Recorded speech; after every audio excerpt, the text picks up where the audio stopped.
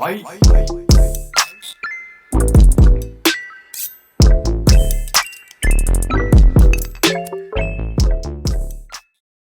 Welcome back to the Two Pointers podcast. I'm Trevor Everett. Today, before we jump into the interview with Noa Dalzell, first of all, thank you to Noah for the time talking to me about the Boston Celtics and just what that team has looked like this year in dominating fashion. As we recorded on Monday, January 15th, so a couple days before this pod goes out. It'll be out on the 17th on Wednesday. Boston Celtics were 30-9 coming into this podcast. So really, really great stuff from her. She's around the team most every single day, covering for Celtics blog or SB Nation. So really, really great time there. Just wanted to not add any extra segment or time into this. Even if you're not a Celtics fan, I think you'll get a lot of really good information out of this podcast. She's, again, really great at what she does covering the team. Wanted to intro some stuff at the top. Like I said, didn't want to add any long segment to make this podcast even longer. The last one with Paul and Ian from the Greenlight podcast ended up being almost an hour and a half. So I wanted to spare you guys that extra, sit through, I guess, basically, right? I think we went close to 40 minutes with Noah. So just wanted an intro at the top here just to talk about that. Let everybody know where they can find that stuff, etc. So don't forget, SeatGeek.com is the presenting sponsor of the Two Pointers podcast. You can get $20 off your first purchase, concerts, sporting events, basketball games, as always, of course. No matter what you're getting the ticket for, SeatGeek in the app and online, we'll show you a deal score that is on a scale of 1 to 10, red being bad, of course, yellow being fine, and green being the best, based on that 10 out of 10 and green deal score. You'll know that you're getting a really good value for your ticket. I also have a chance there for you. You can save $20 off your first purchase. Code 2pointers, TWOPOINTERS. That's code 2pointers will get you $20 off your first purchase. SeatGeek.com, link in the top of the description. Without further ado, thank you again to Noah, and enjoy the interview. All right. As you heard at the intro at the top, we are joined today by Noa Dalzell, NBA writer for the Boston Celtics for SB Nation, Celtics blog. That's at Celtics blog on X or Twitter, whatever people call it nowadays. Connecticut Sun beat for the Next Hoop and Swish Appeal. First of all, thank you for the time today. MLK Day, we got some great stuff with basketball this week. We'll get into some of the stuff for the Celtics specifically. But first of all, let people know where they can find your work and, a little bit about what you do. Yeah, thanks so much for having me. And you can find my work on, I would say probably X or Twitter is the best place, Noa Dalzell NBA. And I primarily cover the Boston Celtics for Celtics blog, as you mentioned. And then this season, I will also be covering the Connecticut Sun. So kind of hoping to expand coverage there. And yeah, mostly just have been following the team my whole life, but this is my first year actually covering the team for SB Nation. So I want to jump right into something that people may not know about you that you said we kind of talked before we recorded this, that, you get asked about this and you send it to this guy. And I think it's a fascinating part of just the thought process around what you may be doing. So for people that don't know, your dad was an incredible player. I have some stuff in the background here, and you correct me on any of this. Israeli Basketball Premier League for 14 years, 83 to 97. That's 1983 to 1997. Career high of 42 points, number 3 all time in 3-point shooting. And then the part that I found really fascinating was 2008 was inducted into the Israeli Basketball Hall of Fame. Like, anytime you put the tag Hall of Fame behind it, no matter what people think about the Hall of Fames at every level, right? The Basketball Hall of Fame being kind of the one that gets looked at the most loosely, right? Any Hall of Fame, whether it's a Ring of Honor for a team, like, that's an honor in any way. You posted a video recently, and Wikipedia backs up what you said in the tweet. I don't know if you have it in front of you, but I will tell you this. This is what Wikipedia says, and I want you to correct this if it's right, if it's wrong. At age 63, he still plays in several leagues and most recently averages 30 points per game in a recreational basketball league. So I guess my question is, does he upload his own Wikipedia page? Because that's really fun and very unique and detailed there. I like how that leads into him. That's a great question. I do wonder who's the latest person to update his Wikipedia page. I haven't checked it out in a while, but I can confirm that he does. Yeah, he's been playing with me for the last couple of years on a co-ed basketball team that I play with some of my roommates and friends, and then he's on it as well. And not only is he on it, but he's actually been kind of by far, I would say, our leading scorer, like almost to the point that now that he's injured, we cannot figure out how to score in these games. And so, yeah, like you said, he played professional basketball in Israel for a really long time. Before that, he played at Eastern New Mexico.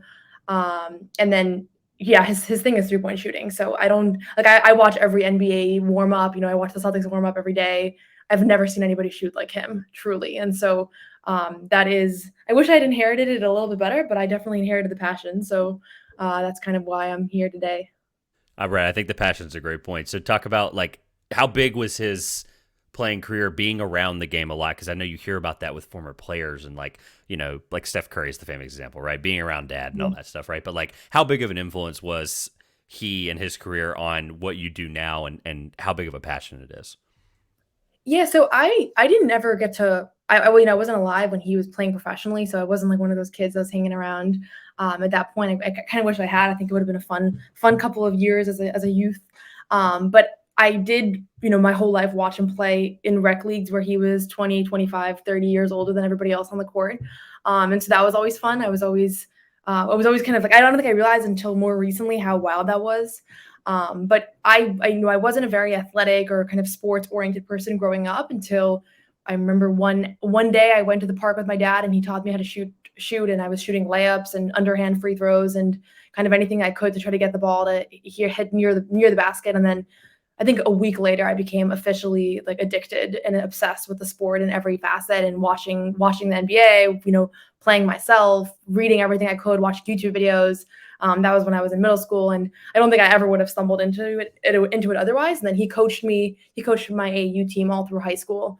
And so not only did he kind of teach me independently, but also he, myself, my best friends, he coached all of us. We all loved him as a coach. And now a lot of us are teammates together. So that's been really fun to kind of transition into adulthood like that. And then, yeah, it's just been it's been a blessing to kind of learn the sport and learn the game from him because he really understands it to a very deep level. So a lot of times even when I'm covering the game live, if the Celtics are away and I didn't travel with the team, then I'll maybe watch the game with him and he'll point stuff out to me and he'll show me kind of different things that he sees on the court. So even today, it's really fun to have his kind of brain and understanding of the game with me whenever we're kind of talking about the Celtics, talking about other NBA teams and their schemes and things like that. I love it. I always like to, this is our first time doing a podcast together. I always like to get people's inspiration behind, not necessarily what they do, but just where the root of what they cover comes from, if there's a certain passion there. And I think that really ties into well. And of course, you posted the video not that long ago. People can check that out. Links for everything like that will be below as well. All right, so I don't want to bore the listeners with stats, but I'll tell you the truth. I've seen the Celtics enough this year. What my eyes see and then what the stats say, most of the time they start to add up once we have a sample size, right? 39 games, if I got it right so far, right? 39. So here's what I want to lay out. I don't want to bore you or the listeners with stats, but I do want to point some things out that are interesting that will help form this question that I think you've, again, seen plenty of times being around the team this year. So no Celtic individually is in the top 5 of any major statistical category that's shown on NBA.com stat page. So for those who don't know that, points, rebounds, assists, blocks, steals, field goal percentage, three-pointers made, and three-point percentage, and then fantasy points per game is thrown in there because NBA.com wants you to play fantasy, of course. But the point is that I think that speaks to a couple of things that we'll get into today about where this team is. And here's some team stats to kind of lay into this a little bit. On the NBA.com stat page, 5th in points per game, 1st in rebounds per game, tied for first with the Thunder with 6.4 blocks per game, and then 1st in three-pointers made. And then you start digging into some other ones I won't go into now. 1st in net rating in super detail. But knowing that and why I led that into it is obviously, this is a really, really strong team in a lot of different facets. What do you think has been the biggest difference maker to where this team's success is through 40 games, we'll call it? Yeah. So you have buy-in from the best guys, and really, like, genuinely, I believe that Jason Tatum and Jaylen Brown and the rest of the starting 5, but then also the bench players have accepted what their role is going to be on this team, and they're not overly concerned with individual accolades. They're not concerned with Tatum could be saying, I'm 25 years old. This is my year to win MVP. I think it's actually kind of an open field, so he could be viewing it like that. And let me see if I can average 35 points per game. And then if he was averaging 35 points per game, he'd probably be the front runner right now. And so I think you have complete buy-in from all of those guys that they're going to play team basketball and that they're not going to worry about their own statistics and their own individual success. And part of it is just their age. Though Tatum and Brown are still young, they're not 21, 22. And I think back, following the team a couple of years ago, I don't know if they had that level of maturity yet where they were ready to sacrifice those types of individual accomplishments just for the team's betterment. And then you have a very unique and defensively gifted backcourt in Derek White and Drew Holiday. Two guys that are willing to serve as whatever role that needs to be played on this team. They're willing to kind of be spot shooters. They're willing to guard the best defenders on the other team. They don't need to have plays called for them. They're not worried about if they get 5 shots one night and 20 shots another night. And so you have this kind of balance of guys that are just really bought into the system and really bought into this goal of winning a championship. And I think you're seeing that reflected in the team success. And you're also seeing, like, it doesn't surprise me at all. I didn't know that statistic of, none of them are in any of the categories as top 5, but it doesn't surprise me at all because that very much has been kind of the philosophy of this team this year. And it's a luxury too, because they obviously have enough talent that no one guy has to go out there and dominate like other teams, might have that situation. But it's definitely like absolute buy-in is what I would say. I love that. That actually ties into a question I had later on, so I'll just jump right into that because I think it speaks perfectly to what I've seen. So you've been around the team a lot, right? Here's what I kind of noticed that, first of all, this stat stuck out to me, or this thing stuck out to me. So Brown and Tatum are the last 2 guys left from the bubble playoffs, which wasn't that long ago in the grand scheme of things. I know it's been, I guess technically it would have been 4 seasons ago if I'm doing the math right, because he had the shortened one running and getting into the bubble, and then the 3 following there. But, when you think of the continuity of teams, regardless of what this current era of the NBA feels like, where there's a lot of movement and changing, right, to have 2 guys only from 4 years ago, right, to not have anybody long-standing beyond that as a veteran, Kemba, some I'm just notable names that have left since then. Kemba, Marcus Smart, Carson Edwards was on that team, Gordon Hayward, Semi Ojeleye, Grant Williams, Enes Kanter, Kanter at the time, I'm allowed to say that, Tice Williams, Taco Fall, guys like that, right, that were around that team. What, like, I'm trying to figure out the way to cohesively give this thought, but what do you feel like, you mentioned the buy-in, right? Like, what can you speak to, I guess this is a question more of like, what can you speak to being around the team about the cohesion and the chemistry? You kind of already alluded to it in the previous, like, question and answer, but, like, talk, I guess, more in detail about what that looks like, because, again, to have 2 guys only that have been there for X amount of years, right, to have a lot of guys that are newer, what have you seen that has helped make that impactful? Yeah, so part of it I would say is Al Horford. And he's a guy that he wasn't on that group, but he was previously with the Celtics and then left and came back. And we would like to pretend like he never left and he's just been here the whole time. I think that's kind of the understanding from the fan base. But Al is someone who, everybody has praised them for being the guy that comes off the bench this year. He was a starter in the last couple of years and now he's the 6th man. And I think it was pretty obvious that he was going to be the 6th man once the roster took form, but he's the veteran. He's 37 years old. He's been every single time I interview a player about who's taken under their wing. Even a guy like, I just spoke to a new 2-way player, Drew Peterson, that they signed. And I asked him, who has reached out to you, who's taken you under their wing? Al Horford. It's no matter what the circumstance is, he's the guy that's kind of mentoring everybody, kind of like a father figure on this team. And so I think that kind of trickles down to everybody else. And so while there isn't, a lot of those guys are gone from the bubble year and, that roster is really reshaped, I think he's been a really important part of this and part of why I don't think that they would trade him for, a high value young player, because he has that really important kind of locker room role. And then I think Drew Holiday too is someone who, he's an NBA vet. He's won a championship. He's been an all-star multiple times. He comes in, he could be upset at the fact that now he has a much more limited role. He got traded. He wanted to retire in Milwaukee. And you see none of that. You see that he's completely bought in from the get-go. He's all about making his teammates better, taking on tough defensive assignments. And so those 2 guys, as older players on this team, I think have kind of set the mold for everybody else. But like I said, I do think, Jalen and Jason are the 2 that, have the most, have the largest ability to maybe be selfish, not because of who they are, but just because of how talented they are and how they could be kind of gunning for those personal accolades. And I think the fact that they're willing to kind of not be overly concerned, it trickles down to everybody else. And the last thing I'll say is we oftentimes, I think, as when we talk about, roster composition, NBA teams, sometimes guys like 9 through 15 are forgotten and overlooked. And that's because they're not on the court. They're not putting on big numbers. But this group, and I genuinely believe this group has a very unique number 9 through 15, in the sense that they're all happy to be there. They're not concerned about their minutes. They're not concerned about their individual production. You don't see guys that are like worried about, their contracts this summer, things like that. Every single time, I talked to Lamar Stevens a couple weeks ago. He was saying that even though last year he was a starter on the Cavs for much of the season, this year he really hasn't even been in the rotation. He's gotten a handful of opportunities. he's somebody that is having just an absolute blast with this group and is so bought in and everything. So that's been an important piece of this as well, is that you don't have this feeling of like discontentment in the locker room from some of the guys that aren't on the court. So it's kind of everybody, but I would say it starts with Al and it kind of trickles down to everybody else. I love it. I think the point about the 9 through 15 is sometimes like, and I compare the example to football where it's like people don't realize how important those practice squad or scout team, I think as they're called in a lot of different Yeah. leagues, where like those guys are the ones every single day putting in work just as much as everyone else, where that buy-in and that culture, and that kind of speaks to a couple things I want to get into is like, there was some questions marks last year with the coaching staff, and Missoula being in the first year, right? It's always an adjustment period for somebody like that, right? And that's a really, really big part of how you build continuity is believing in your coaching staff. You see that a lot in college, of course, more than anything.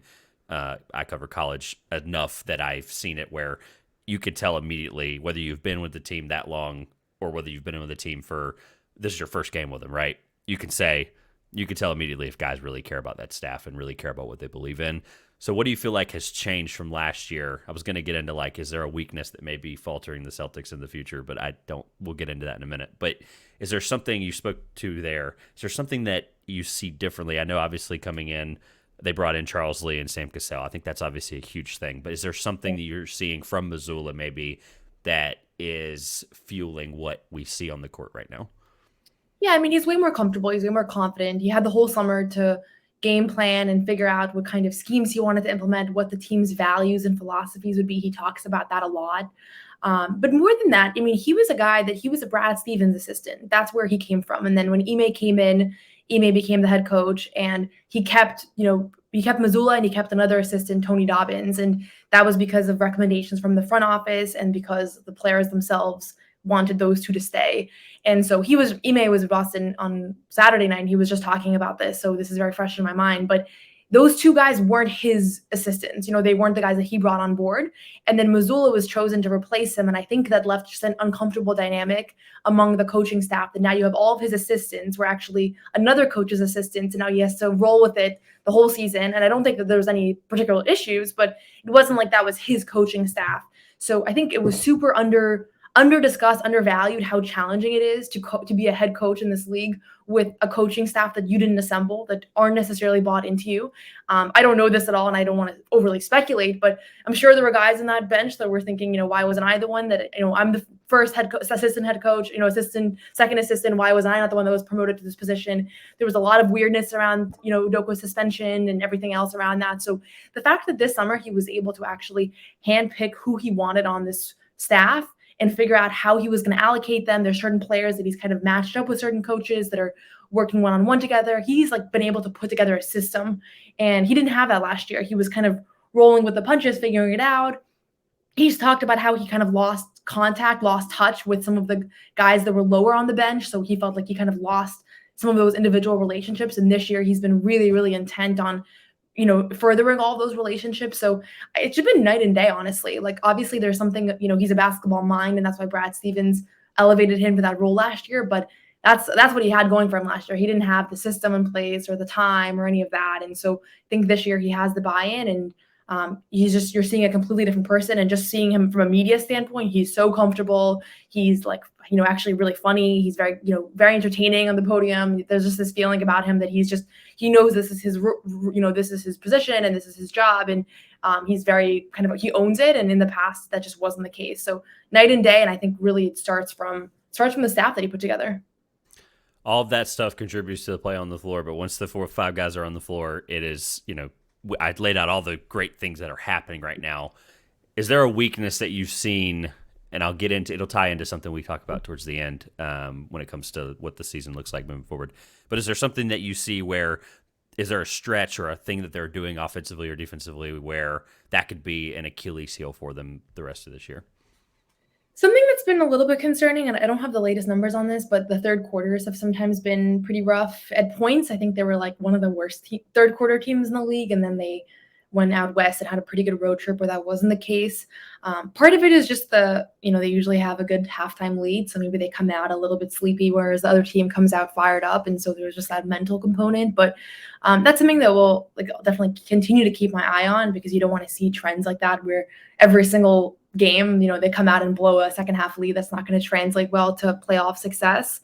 The other piece is, maybe this is not really what you were getting at, but Porzingis' health is always a question mark. He's had a couple of knicky-knack things, nothing super substantial, but he's been such an important part of what they've been doing this year. And without him, you pretty much just have Al Horford and then guys that have never really played in the postseason, like Luke Kornet and Neemias Queta. And so that's something that everybody's kind of monitoring. Is he going to be able to stay on the court, stay active, engaged? And then the only other thing is just down the stretch, there have been some games that there's just been some stagnation on offense, where this team is at their best when they run the floor, when they push the pace. Jaylen Brown has talked about that extensively. That's where he's at his best. But I think also just the whole roster is at their best when they are playing like that. And it's not unique to them, but they slow down in fourth quarters of close games, especially if they're up by 5 or 6 and they're trying to kind of burn as much clock as they can. And we've seen them get in trouble for that a couple of times this year, not nearly as much as past years, but I think until we see them, really thrive with late game execution in the playoffs, there's going to be questions about whether they've kind of defeated old habits. And with that, I think Porzingis is actually a huge piece of that late game execution. He's bailed them out a couple of times this year, where down the stretch it was like Derek White, Kristaps Porzingis pick and rolls, and he's hitting his free throws and converting on alley-oops, and just kind of like a cheat code, honestly. So his ability to stay on the court is going to be important for some of that late game offense. But I'm not really overly concerned about anything. I think they've been a pretty well-rounded team, both offensively and defensively. No, I wasn't alluding to Porzingis necessarily, of course, because that's something that's going to get brought up ad nauseum. So I did notice 20th in assists per game. It does feel like that, you mentioned a little bit there about some of the shot clock stuff and, where they are their best when they're moving and don't have to get into much of a set sometimes. But, when you have that many good guards, I think you just have to rely on them at that point. And, what Derek White and Drew Holiday bring you defensively, I think you're willing to live a little bit with, maybe not being the greatest passers in the world or the greatest generators of offense whenever you have two guys that in the playoffs we've seen for over 5 years now know how to get shots done in the playoffs, right? You've seen it in the finals. We saw it in many of those finals runs or Eastern Conference finals runs. All right, let's address the elephant in the room, because I got a couple things I want to get to at the end that aren't necessarily geared towards what we've talked about so far. The elephant in the room being, of course, 19-0. I'm superstitious, so I feel even bad asking this or talking about this, but it is an elephant in the room. We have to address it, right? For those that don't know, Celtics are 19-0 at home. I went back and looked at some of the games at home that were close, and I will tell you, I went with close as 6-point game, as in 2 threes that could have completely changed, tied whatever the result of a late game. I didn't go in super detail about what the end of these games look like, but just the result alone. There was a few 7-pointers in there, a few 10s, a few whatever, but 6 and less, that's where I'm like, okay, that was in jeopardy, right? So a couple that came to note: November 22nd against Milwaukee, 116-119 win. December 1st against Philly, 119-125 win. December 12th against Cleveland, a 7-point win. Cleveland was without Mobley in that one, so I thought that was interesting. That not that he is this offensive punch here, but having him doesn't hurt their offense by any means. Of course, the one that we all remember in recent time, December 28th against Detroit, 122-128. That one was probably like the entire Garden was holding its breath. And then the Toronto one on December 29th, 118-120. So nice, to see to see a victory down the stretch there. And then Denver comes to town this Friday, the 19th, on ESPN, 2 days after this pod is supposed to be going up. So less of a question that's geared toward a straight answer here, but I guess at what point has it crossed your mind that it's a possibility that they could do this? Like, they could run this table at home. Obviously, we're a long way away from that, but has that even crossed your mind? They're not going to go undefeated at home. Of course, right? I mean, they've done it, right? 40-1? I don't have it in front of me. I've heard it a million times. That was actually, this is their best ever start as an organization. I did see that. I saw that part. I saw you I think you corrected somebody, or I think you had posted that, and I was like, I knew that. Yeah. But there have been I think one of the 80s teams they were 40-1. One of the 80s teams lost a game in the middle, and then I think they finished with one loss at home. Right. Okay. But I will say, have you ever been to TD Garden before? I have not. I have been to the other Garden for my first ever Yeah. game about 3.5 years ago. I've been to Charlotte and I've been to Houston. Those are the three so far. I need to expand Yeah. that out a little bit, but So start with Boston because they've been asked this question a bunch. Like, well, how are you undefeated at home? They're not like they're undefeated at home, and then I think they're like maybe 11-9 on the road or something like that. So like almost a 500 team, which is pretty much the whole league right now, which is kind of interesting. But the the home crowd has just been insane. Like it has actually been, I don't know. I think as part of it is just the excitement around this team. They're very likable. They're very exciting. They're fun to watch. Um, but the crowd has been unreal. And I think that there's a couple of those games that they absolutely would not have won if the crowd was not the way that it was. You didn't mention Minnesota, which was last week. That was an overtime game. I guess they ended up winning by more than 6, but that one was absolutely in jeopardy. That they were trailing by, I think, 7 with 3 minutes to go, and they kind of pulled that one off as well. So there's been a couple of games that were completely, very much in jeopardy. And I'm sure that eventually one of these games is going to be a loss. It's not like they've been blowing out every single team that comes in, although there have been a lot of blowouts at home. But this crowd has been unreal. And I always think it is pretty wild if you look at the standings. Like every single team's home record is so much better than their away record. And you think to yourself, like, you think that NBA teams would just figure this out and mentally just come in with the same mentality, the same attitude going to their away games. But clearly there's factors at play that are much larger than that. And so with this group, I do credit the crowd. I credit the connection that this team has with the crowd. Mazzulla mentioned, I think after the Timberwolves game, he said there's been 2 times this year that I've shown that I have a pulse, and one of those times was tonight, and another time was a couple weeks back. But they were both because of the crowd, and so that's what I would credit it to. I don't think this team is gonna. They were pretty bad in the playoffs at home last year. So that was another thing that, Jason Tatum has talked about, is that they like kind of went into the summer thinking like we were pretty bad at home in the playoffs, and like that sucks. That's not something you want to carry forward. And so that's probably another part of why they've really made sure to be good this year, is to not, to be able to kind of reward their fans for coming and to capitalize on this advantage that they have over, I would say, probably almost every team in the league as far as having a really, really incredible home environment.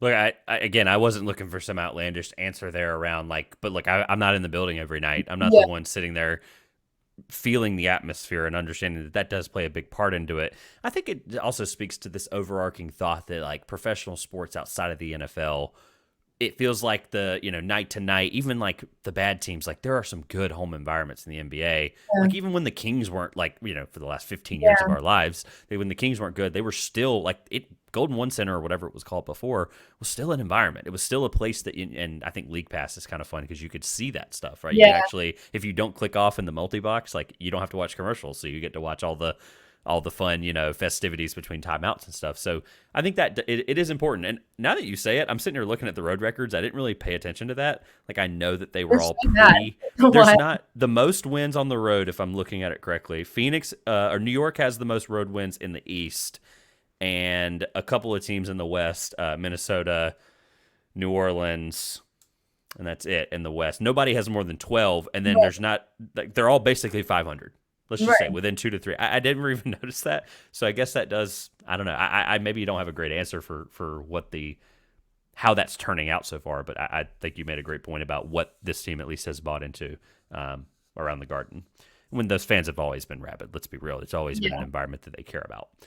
All right, so realistically, Denver's probably going to be one circled on the calendar for everybody to watch, or for Denver's probably circling it like, hey, we can take this streak down or whatever, right? I'm not going to get through. I don't want to go through all the ones of like, oh, this could be the one or that could be the one, right? It's hard. This team, there's a lot of stuff that goes into that. So let's get into a couple of things that I think are good for the way I like to think about the NBA overarching, looking into the playoffs a little bit. Who in the East has the best chance to beat Boston in the playoffs? Is it Philadelphia or Milwaukee, or is there an answer outside of those two that I'm not thinking about? I have to say Miami. I don't care that their roster isn't as star-studded.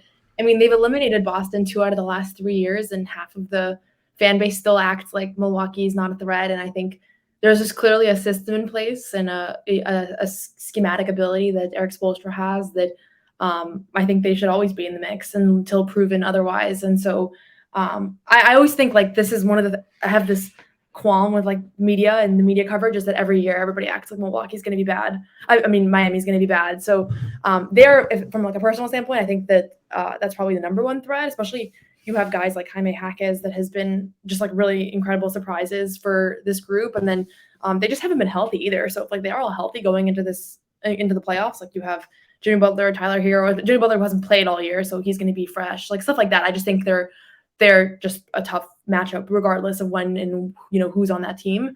And then outside of that, I would probably say the Bucks are the next biggest threat, just because, I mean, we all saw Damian Lillard last night. Like, they haven't had a guy like him in the past, and yeah. And it's just, yeah, you have Giannis, who's obviously a tough matchup, but then you also have a guy who's just a closer, and he's bailed them out of like 10 games this year that they probably shouldn't have won, that just down the stretch he took over. So they're going to be tough. And then the Sixers, I do think we're a little overconfident as a Celtics group, as every year the Sixers are, they're easy to defeat, all that. I mean, the Celtics were a couple of Jason Tatum fourth quarter threes away last year in Game 6 from losing in Game 6 in the conference semifinals. So let's not act like the Celtics have been sweeping the Sixers every year. So I think they're all real threats. These are really good NBA teams, and so I've seen a lot of pundits be like, oh, it's automatic, like Celtics going to the finals. Like it's really hard to get to the finals, and it's going to take some battles and probably a couple of 7-game series. So I view them all as real threats, but I would choose Miami just because of seeing them 2 out of the last 3 years. In the the 1 year that they did win, it was a Game 7 road win down the stretch, right? So could have been 3 for 3 if a couple of things had gone differently. It's a great point, because the team, assuming everybody gets healthy, say they all, are ready to go, they've added Jaquez, right? Like they've added things where it feels like around the margins. I know Vincent's out, Strus is out to other places, but it just feels like they just find a way. They don't care. Duncan Robinson's really good this year too. Of course, yeah. Resurgence, I would call it, yeah. That's the thing about Miami. I didn't put them down because I didn't think right this second, at least because of Butler's injuries, that was a plausible answer. But I guess we are looking forward, and that is the way I ask it. So I like that you spun that on me, which was good. Because I think my answer right now would be Philadelphia, just because I think they've like I've seen enough of both teams where I'm like, you're going to let Embiid do whatever he's going to do, right? 30 and 10 is what he's pushing for in the not if Al right Horford's running, though. Yeah, I have a lot of faith in that until I see a playoff series where Al's not, like, I don't think Al's lost as much of a step as people think. So that's where my confidence comes from, at least. Like you trade Al Horford, and I think we're talking about a different game. We have a secret weapon over here. Do you think that actually happens? I mean, like, does it feel like you think Al Horford's being? I'm talking about Al Horford being traded. Do you think that actually happens? Oh. No, I don't think he gets traded. Okay. It seems like I can see, like, Thunder fans are already, like, putting him on lists of, like, oh, this would be a cool opportunity again for him. And it's like so you don't think that happens?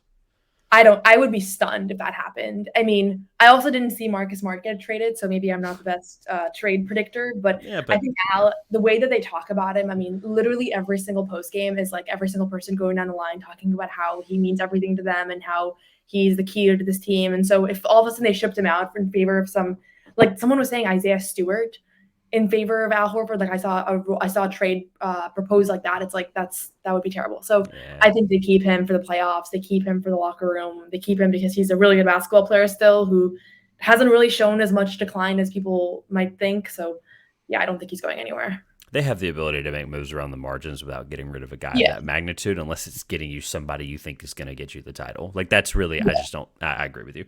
All right, last couple things here. Who in the West, assuming the Celtics make the finals in this scenario, of course, right? Who in the West would be the most difficult in a 6-game series, 7-game series? It goes late, right? Who in the West, stylistically, what you've seen, however you want to frame the answer, who would be the hardest matchup for the Celtics to push them to the brink against the title? I think Denver. There's a couple of good teams there, obviously, and we've seen like teams like OKC and the Timberwolves, beat the Celtics already this year. But Denver at full strength with playoff Jamal Murray and Jokic playing the way that he's been playing for the last couple of years, it's just a formidable opponent. So I don't think the Celtics match up poorly, and I think there's it's actually they're probably one of the best matchups for Denver as far as like favorability for the opponent. But yeah, I think I would probably have to say them still. I'm just thinking about who else might even be up there. It's weird because going into the season, some of the teams that I was thinking about matching up with the Celtics are just not even in the mix right now, like the Lakers and the Suns. Yep, that's what we were on the same page about. And right, but that's what when all the trades happened, I was thinking like, okay, how are they going to match up? So And I just don't know if I see OKC yet going to the finals or being. I mean, I think OKC is dangerous just because I haven't seen a guard like SGA be so unstoppable in a while now. So It's just incredible. watching him burn through Drew Holiday and Derek White was like pretty shocking. So I guess if they faced SGA in the finals, that would be intimidating in its own right. But just the youth of that group makes me think the Celtics' experience would just outweigh that. So I would go with Denver, but shout out to SGA for making defenders look like regular people that are actually all NBA defenders. That's a really great way to put that. Minnesota's interesting without diving super deep into it. Like just the ability to have three bigs that they can completely rely on and throw at people, no matter who you're playing against. Obviously, with Yeah, the Celtics, it'd be Horford and some others there. But Minnesota, there's some shooting concerns for me. Obviously, Edwards hasn't been in that moment before. Like, there's a couple of things where I can pick and choose. An argument. If I was on like first take, I'd be like, well, this is the reason, right? But right. Minnesota obviously, undoubtedly, has been incredible. 28-11, number one in the West. They lead the Thunder by half a game. So I think all great candidates there. But I mean, at the end of the day, when Nikola Jokic, who's now been in the finals, won the finals, Right. we know what he can be at the highest level on this stage. Like you just have to, that has to be the answer. And I knew that was probably your answer, which is Yeah. why I was just bringing up the Minnesota point. All right. On the way out here, to ask for 30 minutes, I appreciate the opportunity Yeah. here. So bucket list interview or piece about the Celtics or otherwise, is there somebody that you just, man, are just itching to have, whether it's a sit down piece about or a podcast or whatever? I saw Jaron Soldier's, piece you wrote a couple months or weeks ago now. I think it would have been early December. Is there anybody that you're like, that would be the one? That would be awesome. Isaiah Thomas. And Really? I like that. This is yeah, cool. and it's funny because you say that you bring up the Jared Sullinger piece because Isaiah Thomas quote tweeted that because in that article, so Sullinger named him his favorite ever teammate, and so I was pretty shameless. I because his DMs are off on Twitter, so I had no. I just quote tweeted him and I just said I'd love to interview him. A lot of my followers tagged him, but he didn't respond. So maybe one day. I think just because as a Celtic fan, also I was in high school when he kind of took over, and so that was kind of like prime of me, idolizing and just like loving the game of basketball and kind of everything that he brought to the table. I would love to sit down and talk to him, and also because he hasn't really done. He's like very active online, so everybody kind of knows what he's up to. He tweets a lot, but he hasn't done like a real sit down in a long time where he can kind of share his story and perspective and reflection. So it would be awesome to do that. So he'd probably be my top choice. Yeah, for sure, actually. That's you were confident in from the start. So I mean, yeah, Yeah. land the plane with that. That's he's so interesting. Like you mentioned the online part of it. Like I mean, at this point, just offer up the ability to be like, hey, this is a platform for you to find a team. Like I mean, however you got to do it. Isaiah Thomas, if you're listening, there's your opportunity. So There you go. he's definitely active. Like I know that's it's so funny. It's like every time a guard like does something or goes down or whatever, or there's I a roster mean, spot, he's just like, I'm ready, I'm here, and I'm like, I don't know. I've never seen a guy pull that off in today's NBA. All right. Refresh people where they can find your work. Everything will be linked in the description below. Everything that you sent to me or whatever I mentioned at the top. Refresh people's minds. Anything you might be working on. Stuff coming up. Obviously, the All-Star breaks basically a month from today, roughly. And so, let people know if there's anything that they can be reading. Yeah. So again, Noa Dalzell NBA on Twitter or X is the best place to find me. I share all my articles. You can also find my author link there with all of my articles.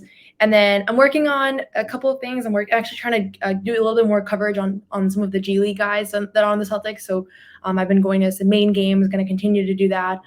Working on a piece on Jordan Walsh, their draft pick from this year, and then JD Davison from last year. So if you're interested in kind of player development or what's happening with the guys that aren't getting as much limelight, I'll be having some stories come out about those guys soon. But yeah, thank you so much for having me. This was great. Awesome. Thank you again for the time. Look forward to talking to you again.